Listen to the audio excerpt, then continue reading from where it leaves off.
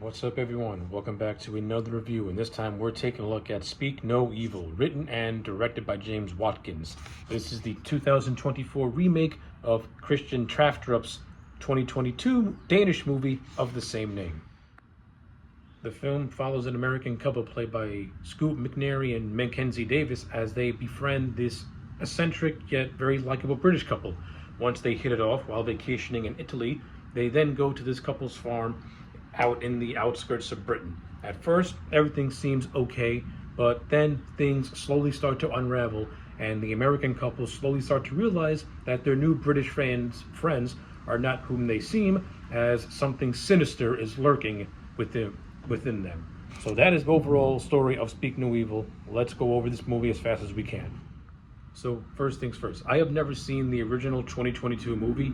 I didn't even know that movie existed until after I saw this movie last year.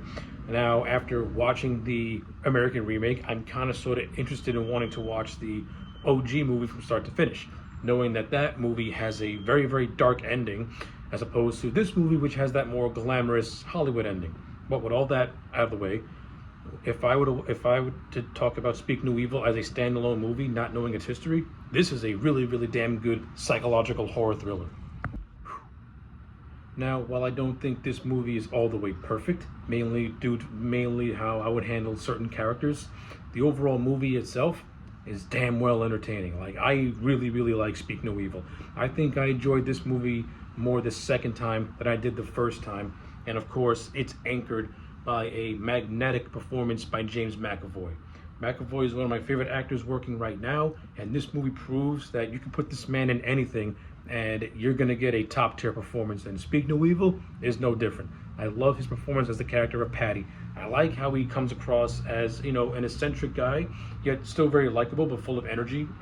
But as the movie progresses, we see that that's all an act, and that this man is 100% evil, to the point that when you get to the end of this movie, you're waiting for him to get his comeuppance. Like, McAvoy nails it out of park. Awesome performance. Aislinn Franchosi, who plays his wife, Kira, she also puts in a very good performance as well. And I like the chemistry between her and McAvoy. Like, they have at first they got a very, very fun chemistry with each other. How, like, they're this very into each other type of couple. But when the movie progresses, especially when you get to the third act, they're basically a much more serious version of Mickey and Mallory, and they play to perfection. Like, I don't really have a whole lot to say about Aislinn's performance. Like, it's good. Like, it's good. It's not on the same pedestal as a McAvoy, but she still is fun to watch on screen, especially when her and James are interacting with each other, and when they're interacting with Mackenzie Davis and Scoot McNairy. Speaking of which, if I were to have any criticism, it would have to be the characters of Ben and Louise, played by Scoot McNairy and Mackenzie Davis. The performances I have are not really the problem. The performances are solid. I just don't think they're all that interesting as characters, especially when they're up against Patty and Kira, who are the villains of the piece and are just more interesting to follow. They come across as kind of sort of bland. I kind of like that American family that's suffering from, like, marital issues to the point where they have to leave the United States to go to England just to get a fresh start. I mean, if that was the intent that James Watkins was going for by making these two just be bland, typical American family, that is just going through the motions, and then they meet this very eccentric European-like couple, and that kind of sort of, I wouldn't say invigorates them, but let's just say it more or less highlights their insecurities more with each other, is what I'm going at. I mean, if that was Watkins' intent, then I think he did it fine. But I think the writing for Ben and Louise could have been much more interesting. They just come across as a bland couple they're just going through a hardship. Ben had caught Louise sexting a parent of a student that goes to their daughter's school, and he found a dick pic. Now, of course, if you're a married couple, there's no why or the hell is that happening. But yeah, it just seems too synthetic to me. I think it would have been better. I think it would have been a little bit better if he actually would have caught her having an affair or something like that. because their marriage is on the rocks. Her excuse for doing it is that she's been unhappy in this marriage, and that she uprooted her life for Ben, and Ben, is somebody who, in his mind, is constantly getting walked over when he thinks that things should be, where he thinks that he's earning things that he's not getting. Like I said, it's very typical drama between these two. And when you compare it to Patty and Kieran, who have a little bit more intrigue and mystery to them because of their more eccentric personalities, it kind of makes you want to follow them more than you want to follow the Americans. That's just how me as a viewer interpreting it. Again, the performances are fine. Nothing against the actors. I just think the writing for them, it could have been made a little bit more interesting. And their daughter, Agnes, she has moments where she can come across as kind of annoying, especially with this whole thing of her being obsessed with her stuffed animal Hoppy. I think this is the movie trying to say that she may have might be on the spectrum or something like that, but it never really says or spells that out. Again, the performance from the little girl, some of it can be okay, and other times she can come across as annoying. And I don't know if that's intentional, or maybe the little girl is just not a good actress. But I do think the little actor who plays Ant, he actually did a really, really good job. At first, we think that Ant is just a mute boy, which he is, and we take Patty at his word that he just suffered from a degenerative disease when he was born, which according to Patty, he was born with a smaller tongue than the average human, hence his inability to communicate with his family. Why I like this performance is because this little boy does this entire thing without saying an ounce of dialogue, and he's basically doing everything through body language and sign language. And to his credit, he was believable. I liked him. He also is in a lot of really, really intense directed scenes that I thought were really well done, especially this one scene where he's trying to steal a set of keys off Patty so that way he can show Agnes something that's hidden within one of the barns, which is the big reveal of what Patty and Kira are really up to. I think that whole scene is very intensely directed, and I like it a lot.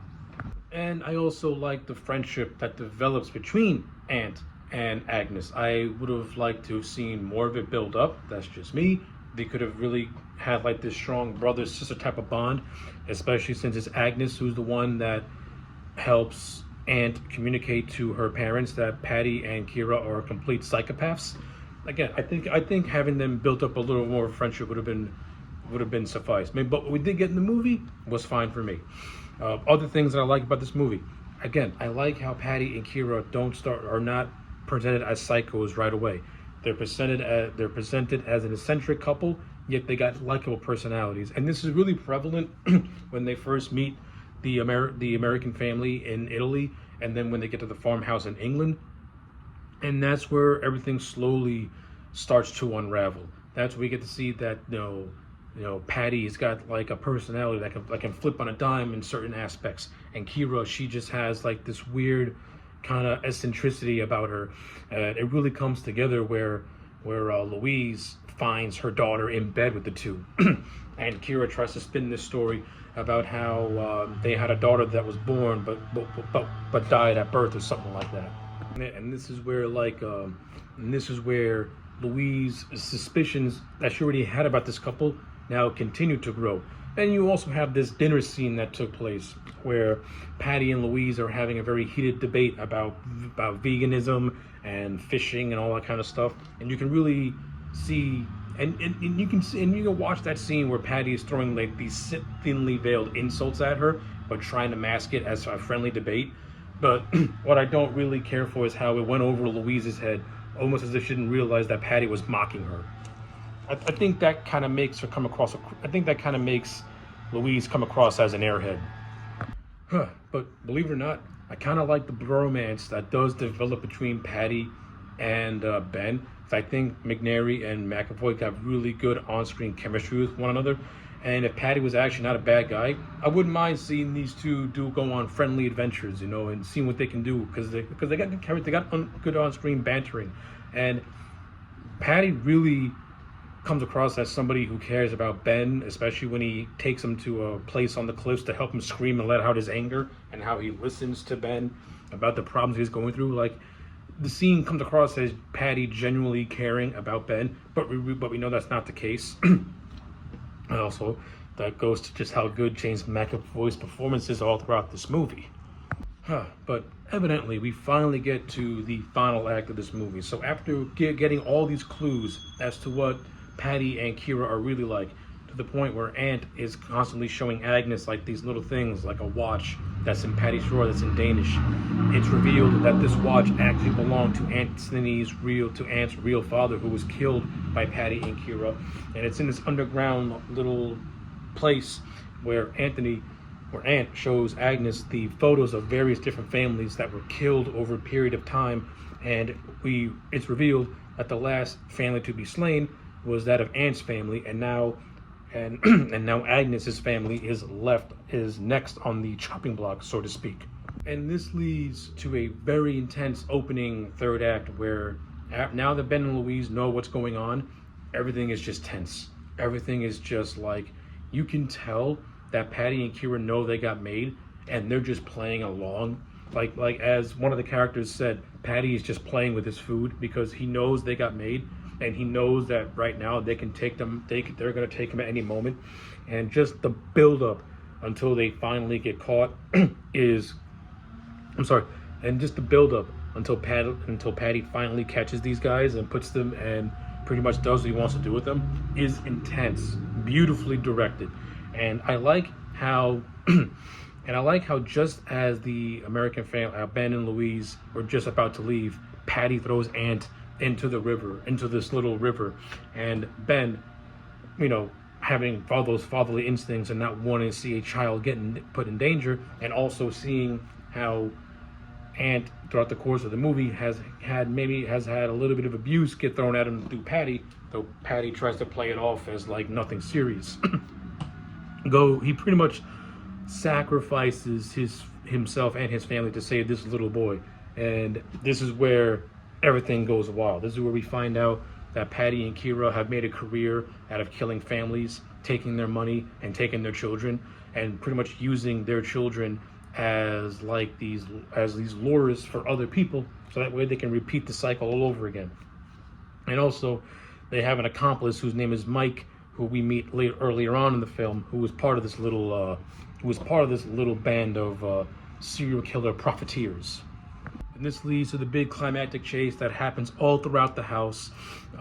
Ben and Louise try whatever they can to throw it off our villains.